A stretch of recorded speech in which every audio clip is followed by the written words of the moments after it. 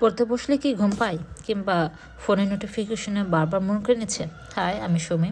আজকের ভিডিওতে আমি বলবো কিভাবে মাত্র 2 মিনিটে আপনি পড়ার জন্য নিজেকে মানসিকভাবে তৈরি করতে পারেন। আমরা অনেক সময় একসাথে অনেক কিছু পড়ার চেষ্টা করি আর তাতেই ভয় পেয়ে পড়া ছেড়ে দিই। আর এটা সব সময় হয়। সমাধান কি? 5 মিনিট রুলস। নিজেকে বলেন আমি মাত্র 5 মিনিট পড়ব। এটা হচ্ছে নিজেকে বোকা বানানো। আচ্ছা, যখন দেখবেন আপনি পড়া শুরু করে দিচ্ছেন, আস্তে আস্তে কখন 5 মিনিট, 10 মিনিট, 15 মিনিট এরকম হইতে কখন যে 1 ঘন্টা হয়ে যাবে বুঝতে পারবে না। পড়ার মাঝে বিরতি দেওয়াটা খুব জরুরি। তাই 2 ঘন্টা না পড়ে 25 মিনিট পড়েন বা 50 মিনিট পড়েন, কিন্তু একটু গ্যাপ দেন।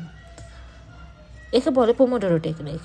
এতে ব্রেন রিফ্রেশ হয়, পড়া মুখস্থ হয়। পড়তে পড়তে মাঝে মাঝে একটু নিঃশ্বাস জোরে নেবেন, ছাড়বেন, জোরে নেবেন, ছাড়বেন। এমনটা করলে রক্ত চলাচল, মগজে রক্ত চলাচল করবে এবং আপনার পড়ায় মনোযোগ বসবে, ব্রেন ভালো থাকবে। তাহলে আর দেরি কেন?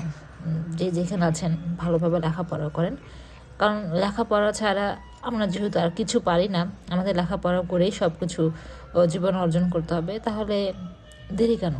তো সবাই ভালো করে লেখাপড়া করবেন। আমি সুমি, আমি একজন হাউসওয়াইফ। সংসার এবং লেখাপড়া দুটাই সামাল দিতে হচ্ছে। বিয়ের আগে খুব পড়েছিলাম, কিন্তু এতটাও মনোযোগ সহকারে পড়ি নাই, হয়তো বা একটু অবহেলাই করেছিলাম। কিন্তু আজকে খুব ভালোভাবে লেখাপড়া করি, কারণ আজ নিজের পায়ে দাঁড়াতে হবে। আগে এই সব বাক্যটা বুঝতাম যে নিজের পায়ে দাঁড়াতে হবে, এটা মানে বুঝতাম না।